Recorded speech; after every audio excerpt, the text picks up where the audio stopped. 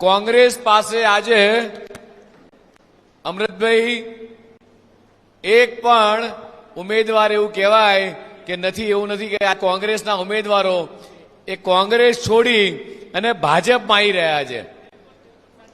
કોંગ્રેસની અંદર એ પરિસ્થિતિ થઈ છે કે કોંગ્રેસના ઉમેદવારો એ કોંગ્રેસ છોડી ભાજપમાં આવી રહ્યા છે. એ જ રીતે આખા રાજ્યની અંદર અન્ય પાર્ટીના લોકો એ ભારતીય જનતા પાર્ટીનો ખેસ પહેર. ધવલભાઈ ને કીર્તિસિંહ મને કહેતા હતા હમણાં ગાડીમાં, મને કે સાહેબ હવે લેવાનું બંધ કરી દો બધાને.